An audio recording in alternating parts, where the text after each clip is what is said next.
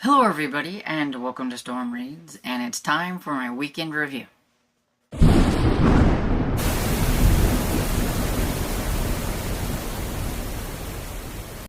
And like I said, today is my weekend review, and it's going to be put up a little bit later than normal. I think it's probably going to come out on Wednesday instead of Monday like it normally does, just because I just haven't had time to film and edit and all that kind of good stuff. So I'm pretty sure it's probably going to be Wednesday, because I am filming it on Monday, and with sprints tonight and all that kind of stuff, I don't think I'm going to have time to get it up. But anyway, at least I'm making it. So this is where I talk about what I've read, currently reading, anything that I might have watched TV-wise and stuff like that, or some YouTubers and booktubers and things that I have watched.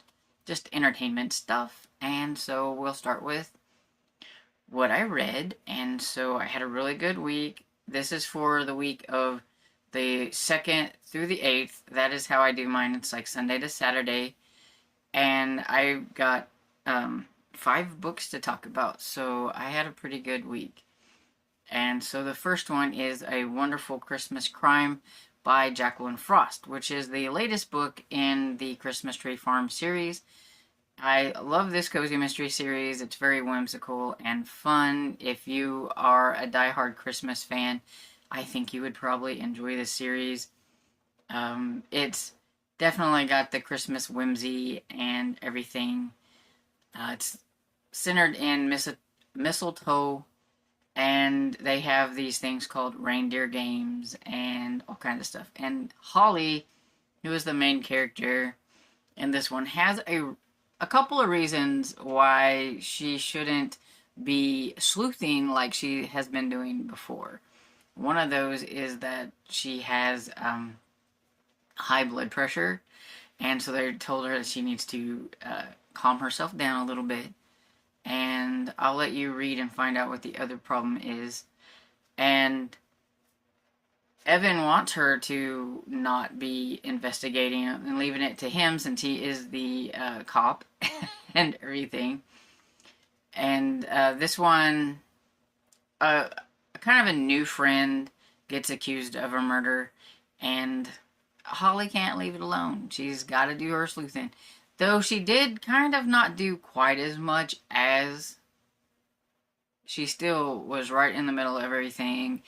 And it seems like with this series, one thing the author likes is always Holly always gets a note telling her to keep out of things or to stay out of things. She's always getting notes.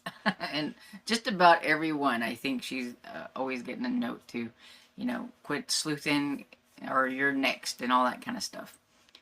But yeah, I enjoyed it. I like it. It's a fun series and everything. So if you like cozies, I would suggest reading that one. And then we have Rattlesnake Crossing by J.A. Jance, which is the 6th book in the Brady series. And I like this one a lot more than I did the one before this and everything, so that's good. And this one was about a serial killer, and so I found that interesting.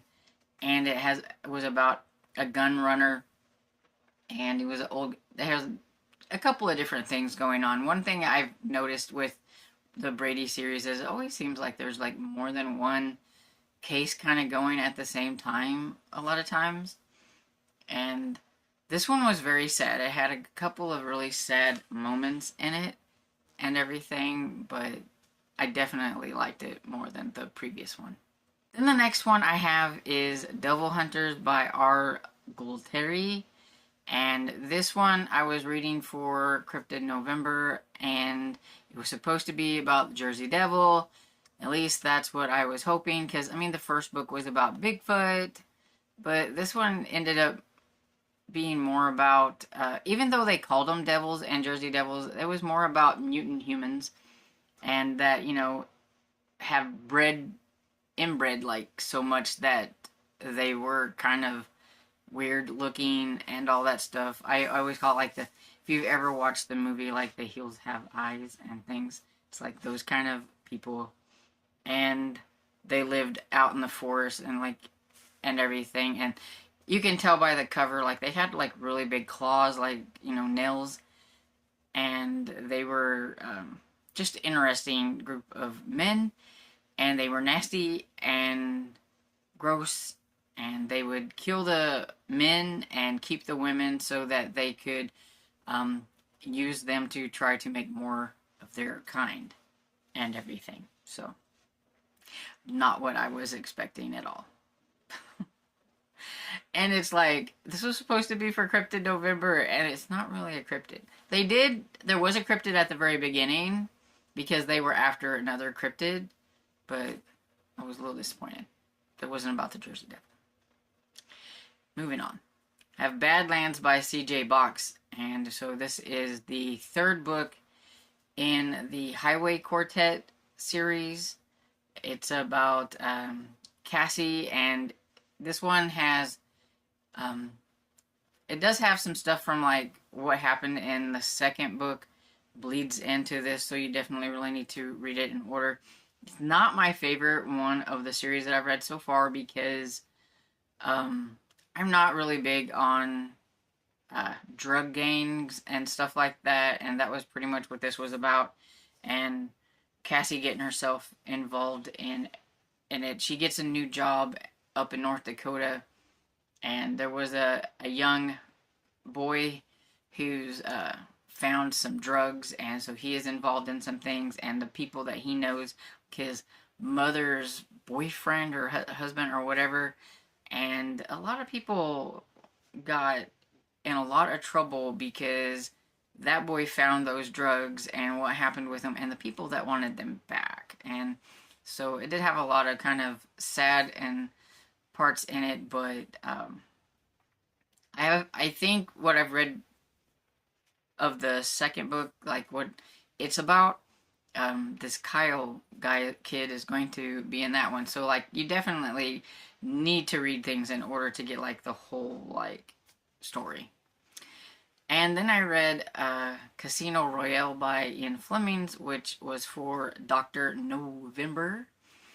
And I enjoyed it. I wasn't sure what I was expecting with a James Bond book, because I've only ever watched James Bond. But yeah, it was kind of fun. He gets himself into quite a bit of trouble and everything. And the ending of it, I had to read a chapter over again, like listen to the chapter, because I was like, that is not how it ended, really. And I was not expecting that at all and everything. So yeah, it was pretty good. It's kind of about high stakes gambling, and he won a lot of money, and the guy wanted his money back. And so yeah, it was good.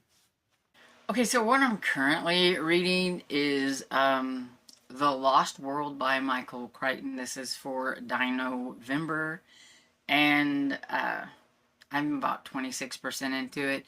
So far, it's okay. I'm listening to it, but I kind of wish I had like the book to follow along, because there's been a lot of people's names thrown around, and I can't remember who, like, the names very much. So, like, this one guy is missing. I think his name is Richard, but I don't remember, like, his last name. And, he went and done something that he shouldn't have before they had more information. And I think he went to go check out the Lost World. And now he's missing. And so Ian and some others are going to be going to where they think that the Lost World is, and I guess try to find him. But they may or may not find him, because something might already happen to him. And then I have The Case of the Counterfeit Eye by Earl Stanley Gardner, which is Perry Mason number 6. And I told you this would probably be on here quite a bit, as I'm just slowly making my way through it. I'm reading about a chapter a night if I have time. I mean, if I was really reading a chapter a night, I would be farther along, because I'm only on chapter 6, so I'm doing semi-good, but, you know, haven't quite got to a chapter a night. But I do try. And I'm enjoying it fine. It's got a couple of different cases, and they are going to come together at some point, but right now it's a little chaotic and confusing, but I still like it. And then I'm also listening to Failure to Appear by J.A. Jance, which is the 11th book in the Beaumont series, which I am enjoying quite well. This one has a lot of kind of a personal lean to it because of Kelly, who ran away, and Beaumont found her, but she has a guy that she's wanting to marry and all that stuff. And then there's, of course, murder happened and things like that. So I'm enjoying it. Okay, so for the YouTubers that I want to mention this week, I have Tales from an Empty Nest. I watched her make a chicken sandwich that was better than fast food, which kind of gives me an idea of what to do with some of my chicken breast that's probably been in the freezer a little bit longer than it should. I'm like, hey, this might work. might make it work for that and everything, so I might try it. So another one I watched was The Seasonal Homestead, and I watched her do she was cooking a bunch of freezer meals, getting a bunch of things prepped and ready to put in the freezer. And then I also watched one of their videos where they were getting their homestead ready for winter. And then booktubers, I have Coach Adam Reed's. I watched a review of The Scary Dentist, which sounded very interesting. And then Jim from Mystery and Mayhem, I watched his November update, and he had a little book haul. And then Debs from Rainer Reed Stuff, I watched her Read What You Own challenge video that she did. And so movies and or TV, I watched more Scooby-Doo. I'm just in a Scooby-Doo kick, I guess. It's like kind of fun thing to have in the background. I'm not necessarily like watching it, but it's in the background. And then I did watch one movie, which was called The Bayou. And that one was a gator movie that I hadn't watched before. And it was about a group that was going to go to Florida to spread some ashes. And the plane crashes in the wetlands, and they are in the middle of like the bayou, and they are there's some alligators there that are very aggressive, and of course naturally they have a girl with them that knows all about the apex predator and can help them kind of try to get away from the gators. But they are acting strange, and it's pretty much because at the very beginning of the movie there was a drug bust and everything, so I'm pretty sure that it's probably supposed to be alluded to the fact that these gators might have got some stuff that they shouldn't have been into, and it kind of messed them up and made them a lot more aggressive. But that was just my guess. But it wasn't too bad of a movie. It was pretty decent and everything. And so that is pretty much it.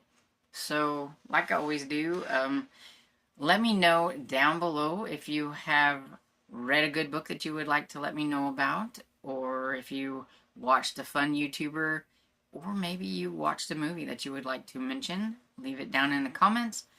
And if you don't have anything to say, you could leave me a gator emoji if they have them. I don't know if they do, but you can leave a gator emoji, or a dog for Scooby-Doo. That way I at least know you were here, even if you didn't have anything to say. It's always nice to see who is watching my videos, and so if you did enjoy this video, please don't forget to like and subscribe, and I will see you all in the next video. Bye!